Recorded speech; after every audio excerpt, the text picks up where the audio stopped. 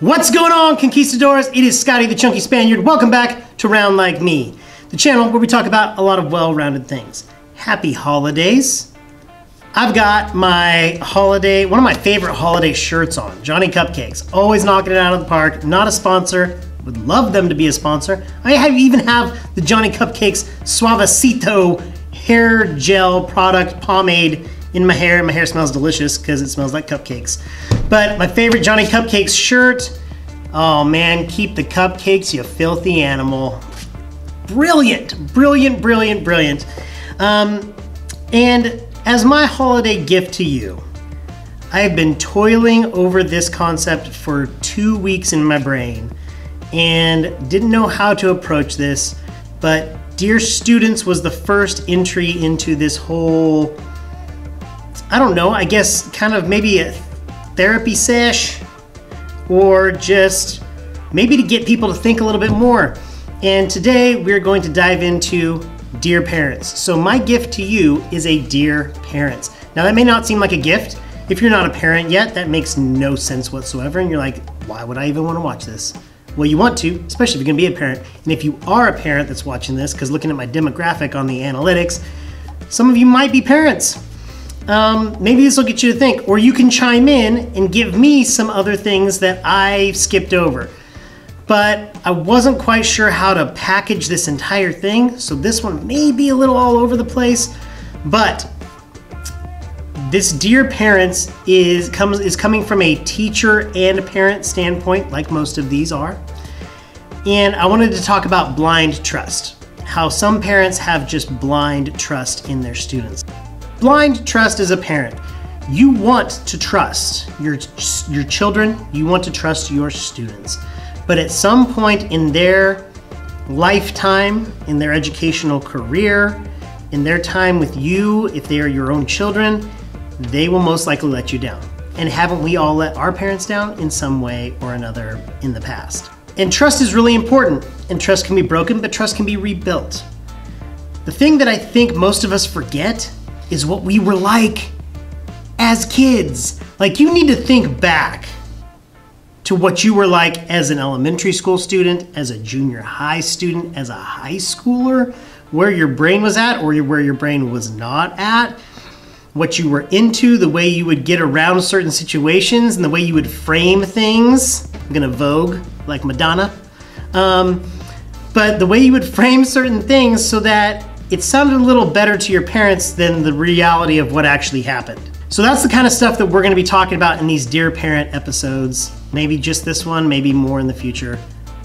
I don't know, we're gonna see how far we get on this as we dive down into this rabbit hole of Dear Parentage. One of the things that I think you need to build and teachers need to build is rapport with their children and with their students. You need to build that rapport so that when tough conversations actually come along, there's a little bit more trust in the conversation. There's a little bit more trust and understanding of what each person is saying, the parent or the teacher and the child and the student. If you don't have that rapport built up, a lot of things can get skipped over, glossed over, swept under the rug, and you don't get the full story, the full picture, and you may not understand everything that's going on. So one, build rapport. One great way is just, how's your day? And it may be that's the most mundane question ever. How was your day? And you know, as a parent, the question you're gonna get once your kid gets in the car and you're like, hey, how was your day? And they're like, it's fine, it's good. Sometimes you just get a sound. You don't even get a, it was all right. You just get a, One way to build that rapport is to get to know your kids' friends. Know some of their names so you can ask them, hey, how was Asher? Hey, how was Selena? How was this person? How's this going? And they may tell you, oh, we're not friends anymore. Well, then you gotta do some digging. Then who are you hanging out with? But are you asking enough questions? That is one of the biggest things that I wanted to focus on in this Dear Parents, is are you not only just asking questions, but are you asking enough questions and the right questions? That is really, really what's important. So as you're building this rapport, ask more questions. It'll probably drive your kids crazy. It drives my kids crazy, and it drives my students crazy, especially when something's gone down and I keep pestering them and peppering them with questions like, okay, so then what about, tell me about this, what about this? But these are all things I've learned over my several years, almost 2 decades worth of teaching, and now being a parent to 3 children. Gotta ask questions, and eventually, my little ones will just start opening up. If you start asking enough questions and you give them time to answer, they will just like, right? They'll just tell you everything. Older ones, it takes a little while to build that up to where they finally get to that point where they're like, well, actually, or yeah, this actually happened, or this happened. But still, you need to still do some digging and ask some more questions. One of the other questions every parent probably asks their child, or every teacher asks their student, is, are you done with your homework? Did you finish your work? You cannot be satisfied with the answer yes. Even the most trusted student, even the most trusted child is going to say yes when it's not really true, because they just want to get you off their back. So you need to have some follow-up questions. I have students that go for this, so learn from this, parents. I have students that go for the, I can tell my parents, yes, I'm done with my homework, but they scored a 0%. All of our math curriculum is online. All the homework is done online. If you have a student that does a lot of their work online in Google Classroom, in Microsoft Office, or like we have on our online math, have them show you the assignment. Have them bring their laptop or go to the computer, the tablet, whatever. Show me the assignment. Show me you're done. I do that even with my most trusted students. Let me see. Or I go verify it myself and check. And then I still have to go sometimes like, hey, did you know you still have this assignment done? Or as a parent, you're like, hey, what about that? I see that you didn't get a good score on that. Yeah, but it's done. Well, that's not good enough. Hold your kid to a standard, parents. Don't be satisfied with just yes as an answer, because now you can go off and play your video games or do what you need to do. As a parent and as a teacher, you still have the responsibility to follow up with that. And I think that gets lost a lot. You're happy with the yes answer. You're like, sweet, I did my job as a parent. Now I can go do my thing, catch up on This Is Us, and move on. You can't move on. Your job as a parent does not end when they say yes. Your job as a parent doesn't even end when they say, like, when they go to sleep. You know that. There's laundry, there's dishes, there's other stuff that you need to check off. There's book orders, there's all sorts of things that you have to do. Ask more questions, don't be satisfied with yes. Do not be satisfied with yes. Piggybacking on online curriculum and homework and things like that, you are checking their homework, you're checking to make sure it's done, you're checking to make sure it's done correctly. Are you checking your students' grades? As a teacher, you need to check in and see how your kids are doing. Don't wait till the last second to bombard them. I had a lot of kids I talked to, former students that are now in high school, tell me, these former students told me that their counselor did not tell them they were gonna have to go to summer school until 2 weeks until the school year was out. The counselor did not give them a chance to even get their grades up so they wouldn't have to bypass summer school. It's your job, counselor. That's your job. Do your job. Like, your job is to let kids know if they're not doing well and counsel them. My job as a teacher is to let kids know, hey, you're bombing or you're really struggling in this area. You need to come see me at lunch. I offer my classroom at lunch. They don't show up. So then I have to keep on harping on them. I remind them every week. Hey, we have math lab on Mondays. My classroom is open Tuesday through Thursday. You need to come ask questions. Raise your hand. What can I help you with?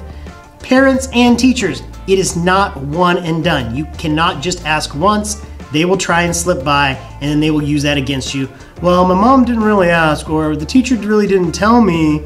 They're gonna use all of it. They know. They are masters. Masters. Master of twisting things. So, and we're gonna get back to that. Everything's online nowadays. Your students' grades are online. So if your teacher isn't holding them accountable, you need to hold them accountable. Look up their grades online and ask, hey, why do I see this grade in your grade book online? Why are you getting this in a class? Now, as a parent, you also need to do a little bit of investigative work before you fire off an email to a teacher saying, why is my son or daughter failing your class? Why does my son or daughter have a D in your class? Because you know what also is listed on that grade book? Every assignment they've done or have not done. Did you even expand the little folder to see, oh, they're missing 16 things? Don't ask me what your kid can do to raise their grade if they have 20 plus missing assignments. Because think for yourself. Do a little investigative digging. You gotta be Sherlock Holmes when you're a parent. You know you're Sherlock Holmes when your phone isn't working. You're trying to figure out everything you can do. Am I restarting it? Am I gonna plug it in? I'm calling Apple support. I'm doing all this kind of stuff. I'm all over the place because it's your phone, it's important. Well, your kid should be more important than your phone. Your student should be more important than your phone. Do some digging, be Sherlock Holmes for your kid, not just for your phone or your device or whatever is most important to you. Please, please, please, please, dear parents, do some investigative work yourself so I don't have to answer all the questions you should already know. Now, if you have another question, please, then that's when you email the teacher. And don't let teachers off. If the teacher doesn't respond to an email or a phone call, then you call them again, you email them again. You become a thorn in their side till they have to respond. I respond usually within a couple hours because if I don't, I'll forget. Teachers usually have a 24-hour grace period to respond to emails and phone calls. And yes, there are teachers that don't respond at all. Well, then, guess what? You got off early today, guess where you're going? Down to the school. Can I please talk to Mr. Smith? Can I talk to Mrs. Hamilton? I need to have a word with them, please. Be an advocate for your kids, but be very careful about how you're an advocate for your kids because sometimes you end up with egg on your face when you walk in and your teacher, like me, says, well, I've sent progress reports home every 3 weeks. I have Remind, which is a text messaging app where I send out the assignments every single night. So again, when you ask your student, do you have any homework? They say no. You're like, actually, I got a text message from your teacher saying you have this, this, and this. Show me that you're done with it. Most schools have a planner that they give the kids. We give planners out to every single kid for free, where they should be writing down their assignments. We have a homework whiteboard where they can write down their assignments, and we project it on the whiteboard in the front of the classroom every single morning for the first few minutes of class while we take attendance. There's no excuse. No excuses. Don't allow your kid to fly under the radar. It's your job. Dear parents, do some digging, be investigative, and ask for some proof. Ask for some proof. What this really all comes down to, parents, is accountability. Is your student accountable to you for their actions and for their grades? And under actions falls behavior, attitude, language, all of those things. And their grades. Do they know they're accountable to you? Because those students who know that their parents, they have to answer to their parents, they're the ones that really do whip it into shape even if they've gone a little sideways at the beginning of junior high. Because junior high is really tough to find your groove, especially first semester. We're at the end of the first semester, and so I'm seeing a lot of kids freaking out.